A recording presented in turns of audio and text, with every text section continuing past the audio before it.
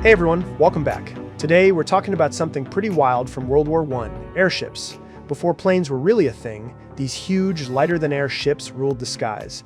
They did everything from spying to bombing, and even attacking regular people, and they really changed how wars were fought. We'll explore their history, their military roles, and why they ultimately faded away. Let's get started. Let's start with the beginning. Back in the late 1800s, a German inventor and ex-army officer named Ferdinand von Zeppelin came up with the rigid airship. His idea was to use a strong metal frame covered in fabric, fill it with hydrogen to make it float, and then add engines.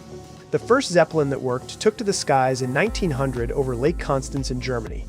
By the time World War I was about to start, Zeppelins had become massive, some reaching 500 feet in length, and they could fly for long distances. These weren't just interesting things, they were the newest thing in the early aviation. Before the war started, airships such as Zeppelins were used for passenger travel and set records for endurance. But when war broke out in 1914, their potential as military tools became clear. Germany led the world in airship technology, with both the Army and Navy operating fleets of Zeppelins. The Navy, in particular, saw them as perfect for scouting over the North Sea and Baltics, spotting enemy ships far beyond the horizon. But airships soon took on a more aggressive role like strategic bombing. Germany used them to strike Britain, bypassing the trenches and the Royal Navy's blockade. The first raids came in January 1915, targeting coastal towns like Great Yarmouth and King's Lynn. These massive Zeppelins, cruising silently at night, dropping bombs on cities, killing civilians and spreading terror, was something new for everyone. Over 50 raids hit Britain, with London bombed multiple times starting in 1915. One infamous raid in September 1916 saw 16 airships attack, though many were scattered by weather.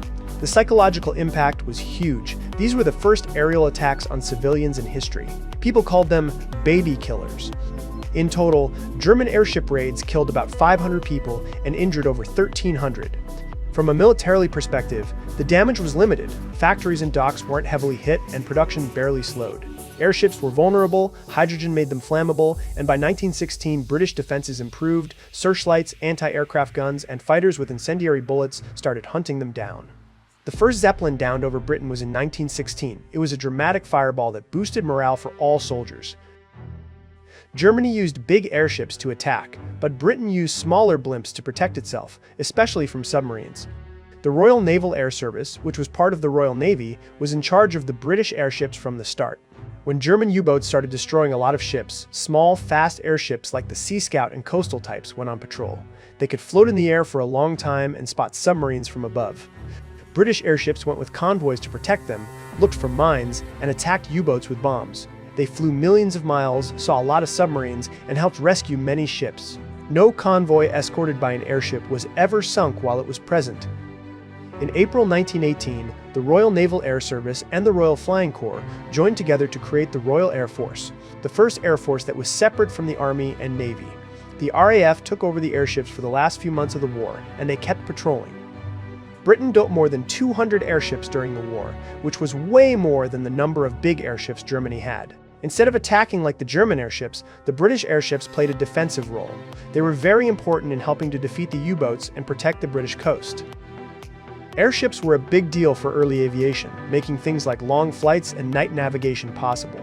They even tried using them as early aircraft carriers, but they had problems like weather, fire risks, and faster planes made them less useful. By 1918, bombers like Gothas took over from Zeppelins and raids. After the war, there was a hope of using airships for passenger travel, but disasters like the Hindenburg put an end to that. Still, in World War I, airships were pioneers, representing both terror and innovation in the early years of aviation. What do you think? Could airships have had a bigger impact on the war? Share your thoughts in the comments. If you like this, please like and subscribe to get notified about new history videos. Thanks for watching.